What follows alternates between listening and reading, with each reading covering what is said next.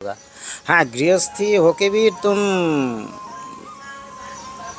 आदर्श एक सदगुरु के नियम से, उनकी उपदेश अनुसार कोई गृहस्थी होते हुए भी चल पाएंगे, उस ठीक नियम से, तो गृहस्थी भी ईश्वर को लाभ कर सकता है।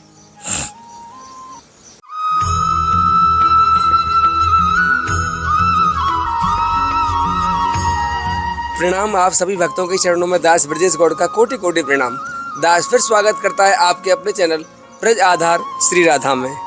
आज दास आपको एक ऐसे संत के दर्शन करवाने वाला है जो मेरे पास ही बैठे, मुझे बड़ी हंसी आ रही है उनके विषय में बता दूं। मैंने उनसे कहा कि महाराज जी थोड़ा सा सत्संग हो जाए। बहुत सरल और बहुत बहुत बहुत भोले संत है, मतलब मेरे पास शब्द नहीं है। उन्होंने छूटते कहा मुझे सत्संग नहीं आता। मैंने कहा और आपको क्या आता है? बोले भाई कुछ नहीं आता। तो मैंने कहा कुछ तो आएगा, कुछ बोल देना कैमरे पे। बोले नहीं हमें नहीं आता, तुम हमें कुछ भी बुलवा दो।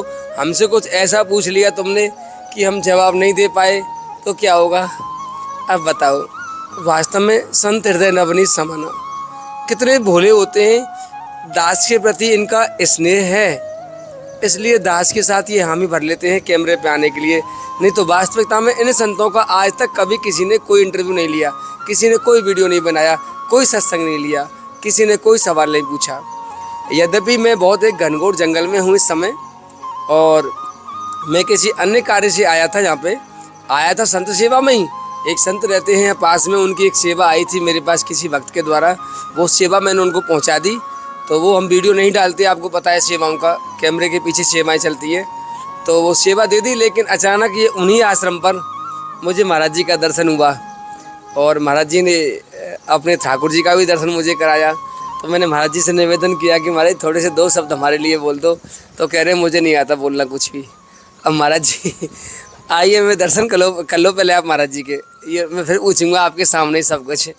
महाराज जी मैं आपसे ऐसा कुछ भी नहीं पूछूंगा, मैं आपसे सिर्फ ये पूछूंगा कि जो आपको आता हो, जो आपको आता हो आप वो बता दें कैसे संसार में रह के। हमने भी गर्भ से जन्म लिया और आपने भी गर्भ से जन्म लिया है, ठीक है महाराज जी। दोनों ही हम पंच तत्वों से बने हुए हैं। हमारे शरीर, संसार के सभी जीव एक जैसे हैं। उनमें से कुछ जीव तो संत बन जाते हैं, भक्त बन जाते हैं, कुछ जीव चोर डाकू लुटेरे बन जाते हैं, कुछ जीव अन्य कार्यों में रह जाते हैं, कुछ जीव, यानी सबके प्रारब्ध और कर्म स्वरूप अलग अलग बन जाते हैं, जबकि पैदा सब एक जैसे होते हैं। अब आप संत बन गए हैं और मैं गृहस्थ बन गया हूँ, मैंने सेवक होने का चोला ओढ़ लिया है। तो लेकिन आपका जो स्वरूप है वो सबसे सुंदर माना जाता है। संत जब बन ही गए तो आप महाराज जी श्रेष्ठ है। इस संसार में रहते हुए महाराज जी क्या सबको अपना घर छोड़ना चाहिए जैसे आपने छोड़ा है? क्या यही एक उपाय है भगवान को पाने के लिए? ना, गृहस्थ आश्रम में रह के भी पा सकते हैं। अच्छा, सब छोड़ देगा, पूरा वर्ल्ड में, विश्व में सब छोड़ के साधु हो जाएगा तो सृष्टि अचल हो जाएगा। लेकिन हाँ, जैसे हम लोग साधु बनने के बाद हम तो बच्चा नहीं पैदा करेंगे ना, ये बात है, गृहस्थी नहीं खिलाएंगे। गृहस्थी कर सकता है, सृष्टि अचल हो जाएगा। और सृष्टि कैसे ना, मनुष्य का सृष्टि अचल हो जाएगा तो उसका संग संग पूरा पशु जीव सब कुछ क्या हमारे ऊपर तो ये जीव डिपेंड करता है, निर्भरशील है।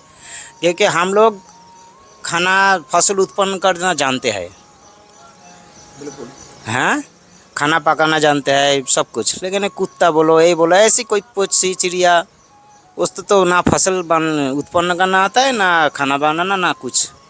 तो हमारा ऊपर ही ये निर्भरशील है।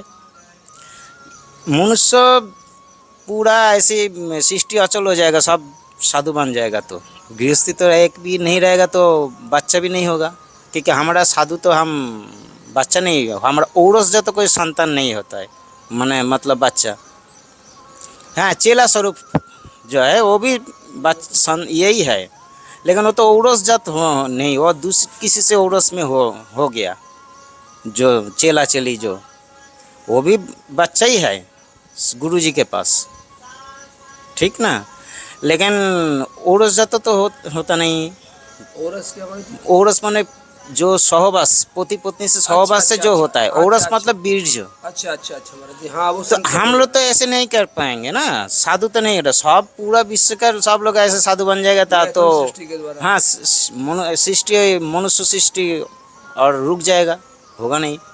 जितना लोग है वो आहिस्ता आहिस्ता सब एक दिन मर जाएगा या आयु बीत जाएगा। तो उनका संग संग जो पशु है, जो चिड़िया पिना जितना सब, वो भी क्योंकि एकमात्र मनुष्य ही फसल उत्पन्न करना जानता है। कुत्ता बा और वो चिड़िया बा कोई ये तो नहीं, तो हमारे ऊपर ही डिपेंड है, हम कर पाएंगे तो दे पाएगा। और क्या, चिड़िया जो है दाना शस्य खाता है, हम शस्य उत्पन्न नहीं करेंगे वो कहाँ से खाएगा। जैसे मोर जो ऐसे जो खेत में फसल होता है, सरसों गेहूँ धान, वो कूट के खाता है कभी कभी, तो हम उत्पन्न नहीं करेंगे तो वो भी मर जाएगा, सृष्टि अचल हो जाएगा। और ईश्वर को तो नरलीला बहुत अच्छा लगता है, सृष्टि अचल हो जाएगा तो कैसे होगा। हाँ, गृहस्थी होके भी तुम आदर्श एक सदगुरु के नियम से, उनकी उपदेश अनुसार कोई गृहस्थी होते हुए भी चल पाएंगे उस ठीक नियम से, तो गृहस्थी भी ईश्वर को लाभ कर सकता है। महाराज जी ने कितनी सुंदर बात बोली। अगर आप नहीं समझ पा रहे हो तो सूक्ष्म रूप से मैं आपको बता दूं महाराज जी क्या, बहुत एक रहस्य की बात बताइए। महाराज जी ने कहा है कि संसार के जितने भी संत हैं, हाँ बोलो। और एक बात है, साधु होते हुए भी धरो गुरुजी का नियम से, गुरुजी से वचन उपदेश अनुसार ठीक चल नहीं रहा है। देखो, हम लोग तो बाप माँ ने पैदा किया है, जन्म दिया है, बड़ा किया है, उनका सेवा छोड़ के हम साधु होके आए हैं। लेकिन साधु होते हुए भी हम भजन नहीं कर रहे, जो साधु का जीवन जैसा बिताना चाहिए वैसे बिताना नहीं रहे। हाँ, ऐसी बांग्ला में कहावत है, जे साधु होके भी से भी जिहोबा और पैसार लालसाय इति उति धाय, नारी संग करिले से कृष्ण नहीं पाए। मतलब साधु होने के बाद भी रुपया और खाने की लालच में ही कभी इधर उधर डोलता रहता है, उसी मतलब से, और छुप छुप के नारी का संग करता है, बेशक संग करता है, वो साधु साधु नहीं। खामों का बाप माँ की सेवा छोड़ के आना, खामों का साधु का जिंदगी, साधु को से बेच लेने से ही होगा नहीं। बांग्ला में कहा बात, साधु से साजने से नहीं होगा, बेस साधु बनना भी पड़ेगा, आचरण से, भजन से, राधा रानी ठाकुर जी का साधु संत का निष्ठा के सहित सेवा से। हमारा गौरी संप्रदाय का सबसे बड़ा नियम है कि जीवे दया, नामे रुचि, वैष्णव सेवा, ये तीन कॉमन है। गुरु जी का सेवा, रुचि, निष्ठा के सहित। ऐसा कोई गृहस्थ भी पालन करेगा ना, अपने बाप माँ को देख रहा है, स्त्री, अपने बच्चे, सबको ऊपर जो जो उनका कर्तव्य है पालन करके भी गुरु जी की आज्ञा अनुसार ठीक ठीक चल रहा है, साधन भजन कर रहा है, वो उसको भी ईश्वर लाभ होगा। महाराज जी, माँ बाप की, माता पिता की सेवा को छोड़कर जंगल में आ जाना, तो क्या ये अपराध नहीं है? ना, अपराध नहीं है। अपराध होता तो हमारा कदम करने का नागा बाबा, ऐसे तो बहुत भक्तमाल में जितना साधु संत का बारे में ना, कोई कोई साधु महापुरुष ऐसे था जो गृहस्थी भी थे, भक्तमाल में लिखा जब हुआ है। और कोई कोई ऐसे बहुत संत है जो साधु गृहस्थी नहीं थे। जहाँ हमारा हरिदास स्वामी, हाँ, ऐसे बहुत उदाहरण है। साधु माँ बाप का सेवा छोड़ के, मैंने पहले कहा ना, अभी तक जो साधु का ज़िंदगी ठीक ठीक बिताएगा, जैसे नियम कि अपना राधा रानी ठाकुर जी के लिए अपना जीवन बिताने के लिए जितना ज़रूरत है उतना ही चाहिए। देखो, भजन करने के लिए, भगवान ईश्वर लाभ करने के लिए भजन करना है, वो भी गुरुदेव के आदेश अनुसार, जैसे जैसे गुरुदेव बोलेगा वैसे। गुरु जी का सेवा, वैष्णव का सेवा, साधु संत का सेवा, वो सब करने के लिए तो हमारा ये जो स्थूल शरीर है उसमें तो ज़रूरत है। शरीर बिना तो होगा नहीं ये सब, भजन ना होगा, ना कर्म होगा, ना सेवा, ना कुछ। और इस शरीर को बचाने के लिए खाने का भी ज़रूरत है। बिल्कुल। वो भी ऐसे वैसे ना भोग लगे, जो राधा रानी ठाकुर जी को जो चीज़ भोग लगाया जाता है नियम अनुसार, वही वो भी प्रसाद भोग लगा के वही प्रसाद पाना है। हम बिना भोग का चीज़ नहीं, हम साधु को प्रसाद भोजी होना चाहिए। गृहस्थी में रह के जो चलता है उसको भी प्रसाद भोजी होना चाहिए। कोई कोई आजकल का इस मॉडर्न युग में ये कर नहीं पाता है, जैसे मिलिट्री का जब नौकरी करता है जो बाहर में जाके, ऐसी पाश्चात्य विद्या चल है ना, ये तो वैदिक नियम पे आजकल का युग नहीं, प्राच्य विद्या का युग उतना है नहीं। अब पाश्चात्य विद्या चल रहा है, कोई कोई गृहस्थी ऐसे कर नहीं पा रहा, उसके होते हुए भी उसके रह के जितना हो सके चल सके। और साधु जो माँ बाप का सेवा छोड़ के आए, ठीक ठीक जीवन बिताएगा साधु का जो जैसे जैसे होना चाहिए, तो अपराध नहीं। उसके होता है क्या, बाप माँ के 14 पीढ़ी उनकी कारण वो भी मोक्ष लाभ हो जाएगा। ऐसा सुना है मैंने कि अगर बच्चा संत हो जाए तो 7 पीढ़ी बाद की 7 पीढ़ी हाँ, पीछे भी ऐसे लोग दिखावत संत नहीं, आचरण उसका भजन साधन भी ठीक ठीक होना चाहिए। राधा रानी गुरु जी का सेवा और सेवा निष्ठ और भजन साधन होते हुए भी अपना महत्व का अहंकार भी नहीं होना चाहिए। मैं कितना महत्व हूँ, मेरे जैसा चेला नहीं है कोई, मेरे जैसा साधु नहीं है। महत्व रास्ते में, आदर्श के रास्ते में, धर्म के रास्ते में ठीक ठीक चलना होगा, फिर भी धार्मिकता का अहंकार भी नहीं होना चाहिए।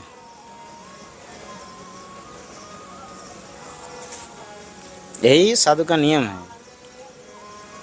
तो हमारा गौड़ीय में ऐसी सब संप्रदाय का ही नियम है, चारों संप्रदाय में, जे जीवे दया नाम में रुचि, जो गुरु जी जो, हाँ, और वैष्णव सेवा, सो हमारा दुश्मन हो व हमारा मित्र, सबको ही ऊपर कर्तव्य होता है कि सबको ही सेवा करना।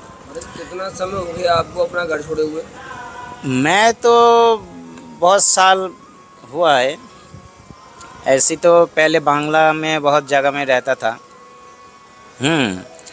तो जगह बहुत जगह इधर उधर अच्छा नहीं लगा देख के, कुछ स्थान छोड़ देना पड़ा, क्योंकि यहाँ पे आया बहुत साल तक हो गया है।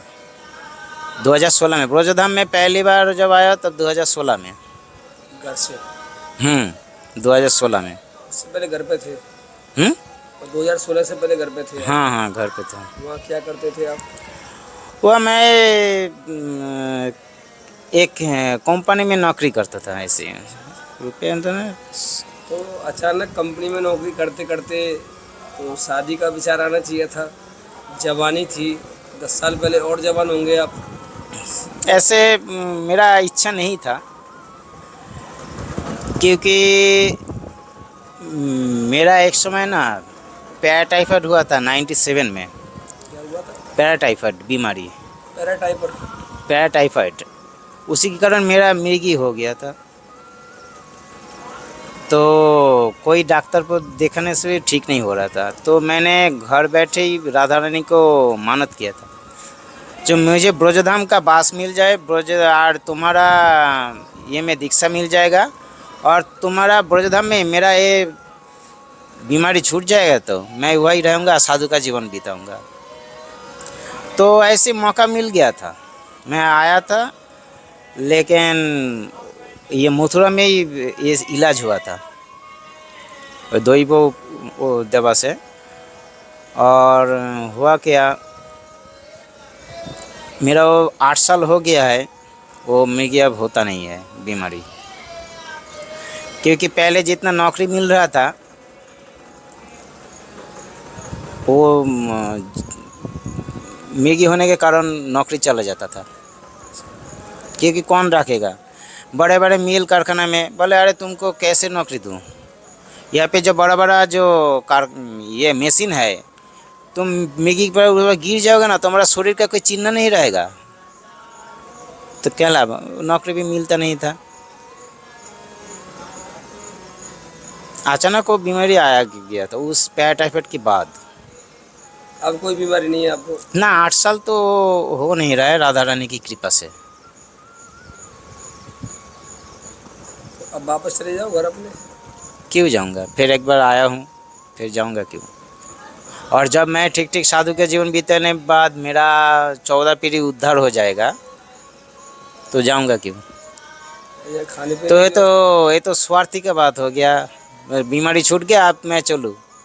आप इतने घनघोर जंगल में रहते हैं यहाँ, आप हमारे बरसाना में के रहो ना, वहाँ 108 कुटिया हैं, वहाँ संतों के लिए सुदामा कुटिया है। मुझे उतना घिंजी मिंजी जगह में अच्छा नहीं लगे, या मैं गुरु जी को छोड़ के मैं जाऊंगा क्यों, गुरु जी को छोड़ के जाऊंगा क्यों। यह रहूँ यही पे भजन का निस्तब्ध निराला जगह है, भजन करने का अच्छा जगह है। भजन करने के लिए तो अच्छी जगह है। भजन करने के लिए अच्छी जगह, निराला जगह, निस्तब्ध। ये देखो मोर, कितना ये सुंदर पहाड़।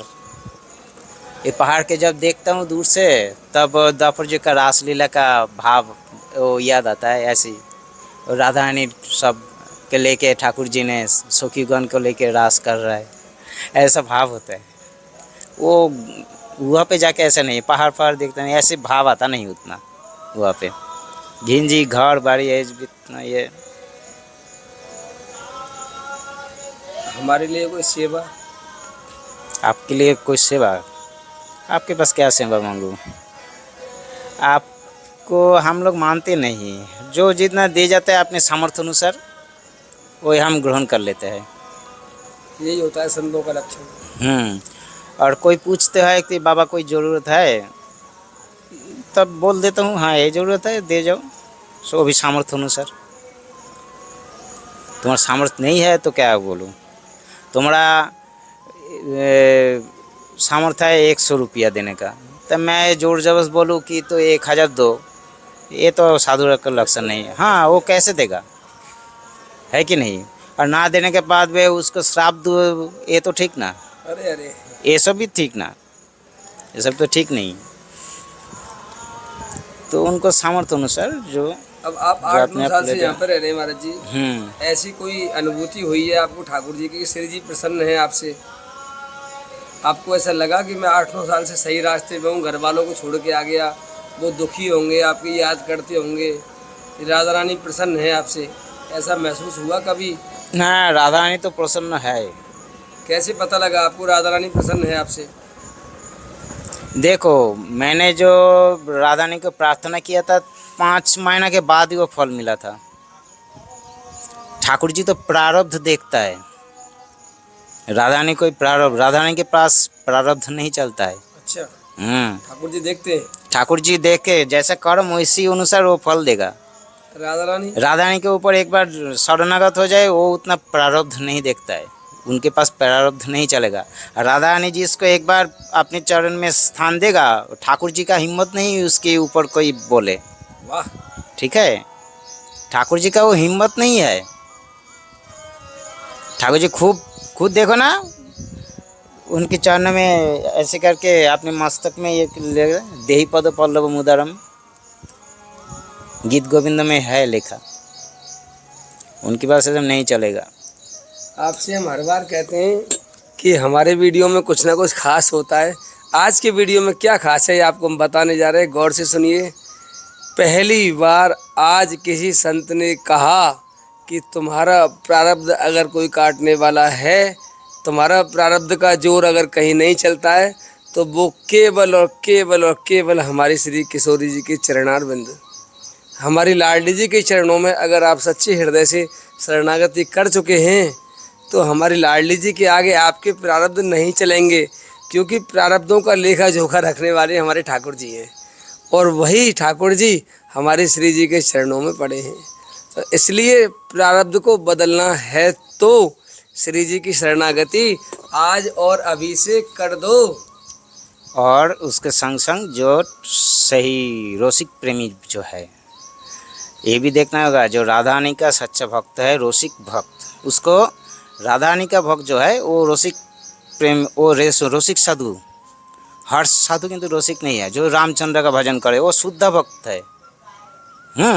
लेकिन रसिक प्रेमी साधु सिर्फ जो राधा रानी का माधुर्य प्रेम से जो राधा रानी का भजन करे उस साधु को रसिक प्रेमी कहा जाता है। उस रसिक प्रेमी को ठुकराओगे तो राधा रानी प्रसन्न नहीं होगे। सबसे पहले रसिक प्रेमी जो साधु है, उनका शरणागत होना चाहिए, उनको कभी दिल में दुखाना नहीं चाहिए। कैसे पता लगेगा रसिक प्रेमी हो कि नहीं? आप ठीक जान जाओगे, उनका आचरण, उनके साथ बात करोगे, उसका संग करोगे। कैसा आचरण होता है प्रेमियों का? ऐसे तो भाषा नहीं होता है बोलने का, वो उपलब्ध हो में द्वारा पता चलता है। ऐसे बोलने एक ऐसा होता है, ऐसे बोलने से कोई भाषा नहीं होता है। कैसे बोलूं? सच में प्रेम की भाषा नहीं होती है। ये बोलने के लिए भाषा उपलब्ध किया जाता है। जैसे धरो कोई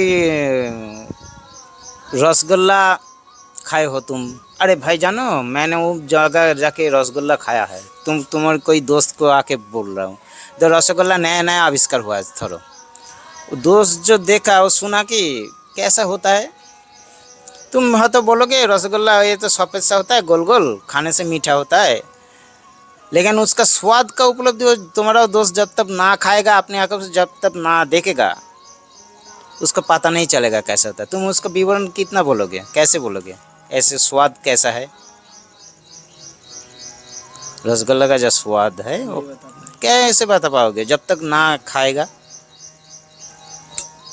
मैंने महाराज जी से आपके सामने पूछा कि महाराज जी प्रेमी की दशा कैसी होती है, प्रेमी को कैसे पहचाना जाता है? कितना शुद्ध, सटीक और शुद्ध उत्तर दिया महाराज जी ने, बड़ा सरल, कि प्रेमी की दशा का वर्णन शब्दों से हो ही नहीं सकता।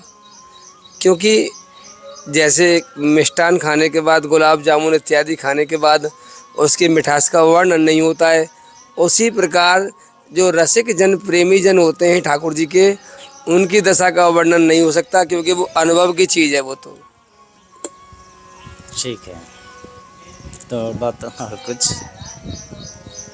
ठीक है महाराज जी, कुछ ऐसा पूछ लूँ दुनिया में सबसे बोलो। महाराज जी ने मुझे मना कर दिया था, आपको सही बताऊं, हम यहाँ काफ़ी देर से बैठे थे महाराज जी के पास, बड़े सरल संत हैं, और दर्शन भी कराया था महाराज जी ने ठाकुर जी का। तो महाराज जी ने कहा भाई कुछ ऐसा मत पूछना जो मुझे ना पता हो। देखो क्या सरलता है, क्योंकि ये भगवत प्रेमी हैं, इनको ज़्यादा प्रपंच से मतलब नहीं है, इनके माइंड में वो वस्तुएं नहीं है जो हम और आप जैसे कुटिल लोग धारण करते हैं। हम संसार के नाना प्रकार के प्रपंच को हृदय में धारण करके रखते हैं और संतों के पास जाके पूछते हैं। वैसे तो अब सभी लोग हमारी वीडियो देख देख के संतों से ऐसे ही प्रश्न पूछने लग गए हैं कि मेरा कल्याण कैसे होगा। बाकी बात ये नहीं है, पहले संतों के रुख को जानो कि वास्तव में संतों की दशा क्या है, ये हमसे कैसी चर्चा करना चाहते हैं। एक तो वो होता है कि हम डायरेक्ट गए संतों से जाके मिले, लेकिन यहाँ हम पहले इनसे मिल लिए, और कैमरे पर आने से डर भी रहे थे, महाराज जी मना भी कर रहे थे कि नहीं भाई मैं कैमरे पर नहीं आऊँगा, तुमने कुछ ऐसा पूछ लिया तो मैं क्या जवाब दूंगा। जबकि भोले संत हैं, इनको नहीं पता कि ये लाइव नहीं चल रहा है, रिकॉर्डिंग है। हम चाहें तो इसे एडिट भी तो कर सकते हैं, अगर हमने कुछ गलत पूछा हो, महाराज जी नहीं बता पाए हों, तो एक एडिटिंग कर देते हैं हम। इनको नहीं पता, लेकिन इनको लग रहा है कि हमको अभी सब लोग देख रहे हैं। जो हम जब शूटिंग करते हैं हम एक दिन पहले करते हैं, ये वीडियो आपको जैसे कल दिखाया जाएगा हमारा, तो ऐसे ये होते हैं सरल संत। यहाँ ब्रज में रह के तो मुझे हंसी इसलिए आई थी कि मैं एक प्रश्न, दो प्रश्न महाराज जी से ऐसा अवश्य करता हूँ जो आपको भी आनंद आएगा। यद्यपि देखते हैं क्या होता। महाराज जी एक प्रश्न पूछूंगा आपसे, क्या? संसार में सबसे बड़ा पाप क्या है जिस पाप का कोई प्रायश्चित ना हो? संसार में सबसे बड़ा पाप तो जो मेरे ये में होता है, जो सच्चा साधु संत को जो निंदा करता है, और जो है कि जिसने तुम्हारा उपकार किया है उनका उपकार भूल जाना, ये पाप है महाराज जी। जरूर जिसने तुम्हारा उपकार किया है, माने गलत रास्ता के दिक में नहीं, धर्म की रास्ता में, धर्म के अनुसार जिसने तुम्हारा उपकार किया है उसी उपकार को भूल जाना, ये बहुत बड़ा अपराध है। और जो सच्चा साधु संत है, जो दुनिया को ईश्वर मुखी होने के लिए उनको कोशिश करता है, उनको ही दुख देना व उनको इज्जत ना देना, वही भी एक बहुत बड़ा अपराध है। महाराज जी ने इतना सुंदर उत्तर दिया है, भले ही आपकी दृष्टि में कितना भी बड़ा पाप हो, कोई भी पाप कैसा भी हो, संसार के जितने भी विद्वान हैं सबके पास अलग अलग उत्तर मिलेगा इस बात का। यद्यपि एक मैंने वैसे ही पूछा था महाराज जी से हाथ से प्रयास करने के लिए कि महाराज जी सबसे बड़ा पाप क्या है, लेकिन महाराज जी ने जो उत्तर दिया है ना, वो स्वयं का अनुभव बोला उन्होंने, स्वयं का अनुभव बोला उन्होंने, किसी की सुनी हुई पढ़ी लिखी बातें नहीं बोली। क्योंकि जो विद्वान लोग होंगे वो माइंड से बात करते हैं, स्टडी किया हुआ बोलते हैं, लेकिन जो भक्त और प्रेमी होते हैं वो अनुभव गम्य बातें बोलते हैं, जो उनके अनुभव में आई हों, और अनुभव ही हमेशा साथ देता है, ये साथ छोड़ जाता है। क्योंकि मैंने पूछा महाराज जी से सबसे बड़ा पाप क्या है, तो इन्होंने क्या कहा कि जो तुम्हारा उपकार करता हो उसे भूल जाना। दूसरा बोला कि साधु संतों की निंदा करना। उनकी रुचि है साधु संतों में, प्राणों से बढ़कर हैं उनके लिए साधु संत, उनका वो सम्मान करते हैं साधु संतों का, इसलिए उनको लग रहा है कि इसके मुकाबले कोई पाप अपराध है ही नहीं। दूसरा उपकार कैसा, ये नहीं बोला कि कोई खाना खिलाए, नहीं नहीं नहीं, महाराज जी ने कहा था आध्यात्मिक धार्मिक, यही कहा था ना महाराज जी, के अनुसार उपकार करता है, जो धर्म के अनुसार, यानी कि एक तरह से सदगुरुदेव हो गए, जिन्होंने हमें उस मार्ग की ओर अग्रसर कर दिया हो, हमें वहाँ सहायक बनते हों, ऐसे लोगों का अगर आप उपकार भूल जाते हो तो ये सबसे बड़ा अपराध है। क्योंकि इस अनंत जन्मों से निकल कर जाना, इस मृत्यु लोक को पार कर जाना, अनंत योनियों को पार कर जाना, तब भगवान की शरणागति मिलना जिस व्यक्ति के द्वारा मिलती है वही सदगुरुदेव होता है, और उसे कभी नहीं भूलते। ये महाराज जी ने कहा। महाराज जी आनंद आ गया। देखो साधु तो बहुत है दुनिया में ऐसी बेसधरी, लेकिन जो साधु सचमुच तुमको ईश्वर का रास्ते में ईश्वरमुखी करने का चेष्टा करेगा, वो साधु को निंदा व उसका बेइज्जत कभी ठीक ना, उचित नहीं। ये सबसे बड़ा अपराध है। भगवान भक्त का अपमान सहन नहीं करता। जो सच्चा भक्त है वो लोग को देखा बा भक्त ना, जो सच्चा भक्त है भगवान भक्त की, अपने भक्त की अपमान सहन नहीं कर सकता। बहुत अच्छा लगा महाराज जी। ये बहुत बड़ा अपराध है। जो सच्चा साधु होगा उनका अपराध, उसका चरणों में अपराध, उनका बेइज्जत करना, उनको धोखा देना, ये सबसे बड़ा अपराध है दुनिया में। क्योंकि वो सच्चा जो साधु है वो विधर्मी को, अधर्मी को, गिरे हुए को ईश्वर का मुखी करवाता है, ईश्वर मुखी करवाता है, धर्म का रास्ता में ले आता है। उसको बेइज्जती करना, उसको मन में दुख देना, उसको सेवा ना करना, वो सबसे बड़ा अपराध है। और उसका जो अपराध, उसका उपकार भूल जाना भी सबसे बड़ा अपराध है। बहुत सुंदर महाराज जी। महाराज जी को भोग लगाना है। महाराज जी बहुत समय हो गया, प्रसाद भी पाना है आपको, तो महाराज जी को काम करना है थोड़ा सा। महाराज जी ने पहले ही कहा था मुझे भोग लगाना है, लेकिन मुश्किल से महाराज जी के लिए हमने आधा घंटा मांगा था और आधा घंटा हमारा लगभग हो गया। तो हम आपसे अब अगले दर्शन के साथ मिलेंगे। महाराज जी आपका हृदय से आभार। जय श्री राधे। महाराज जी प्रणाम। श्री राधे।